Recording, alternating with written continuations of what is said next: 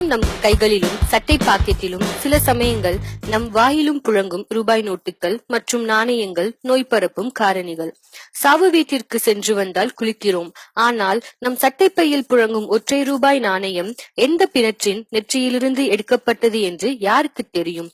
அப்படியாக பரவும் அத்தகைய நாணயங்கள் இன்று தவிர்க்க முடியாதவையாகிவிட்டன. அடுத்தபடியாக மருத்துவமனையில் புழங்கக்கூடிய ரூபாய் நோட்டுகள், நாணயங்கள். காய்ச்சல், சளி தொடங்கி சொரியாசிஸ், மூலம், H1N1, டிபி, இதர பால்வினை நோய்கள் ஆகிய அத்தனை நோய்களையும் தாங்கி வரும் நோயாளிகள் சிகிச்சைக்காக தரும் ரூபாய் நோட்டுகள் மருத்துவமனை மூலம் பரவுகின்றன. இதனாலேயே சில மருத்துவர்கள் இன்று அந்தந்த சிகிச்சைக்கான கட்டணத்தை தாங்கள் வாங்காமல் அவற்றை கம்பவுண்டர்களிடம் தரச் சொல்கிறார்கள். பின்னர் அவற்றை வங்கி சேமிப்பு கணக்கில் டெபாசிட் செய்யவும் சொல்கிறார்கள்.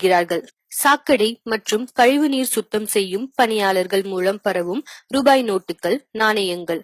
அதிக அளவில் பாக்டீரியாக்கள் வாழக்கூடிய அந்த நோட்டுகள் இன்று நம் சட்டை பையில். இயற்கையாகவே இந்த துப்புரவு பணியாளர்கள் அதிக நோய் எதிர்ப்பு சக்தி பெற்றவர்கள்.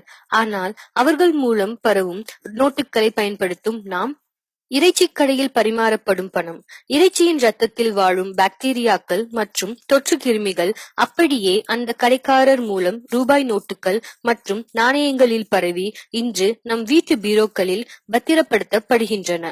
பேருந்து நிலைய கட்டண கழிப்பிடத்தில் வாங்கப்படும் அத்தனை நாணயங்களும் நேரடியாக பேருந்து நடத்துனரிடம் தினம்தோறும் நேரடியாக தரப்படுகின்றன. அவர் தரும் நாணயங்கள் நம் வீட்டில் புழங்கவில்லை என்று உறுதியளிக்க எவராலும் முடியுமா? பாக்டீரியாக்களை பையில் வைத்துக் கொண்டு திரிகிறோம். பரவும் அபாயத்தை மறக்கிறோம்.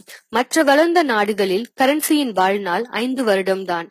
அதற்கு பிறகு அவற்றை எரித்து விடுவார்கள். ஆனால் இந்த பட்டியல் இன்னும் நீண்டு கொண்டேதான் போகும். இதிலிருந்து தப்புவதற்கு நடுத்தர வர்க்கத்தினரால் இயலாத காரியம். ஆனால் நாம் பாதுகாப்புடனும் விழிப்புணர்வுடனும் செயல்படலாம். நாணயங்கள் மற்றும் ரூபாய் நோட்டுகளை வாயில் வைப்பதை தவிர்க்கவும்.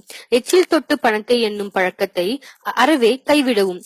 கரன்சி மூலம் பரவும் பாக்டீரியாக்களை முற்றிலும் ஒழிக்க முயற்சி செய்வோம், பாடுபடுவோம்.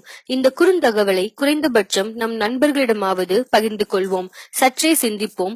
நம் சந்ததியினரை காப்போம்.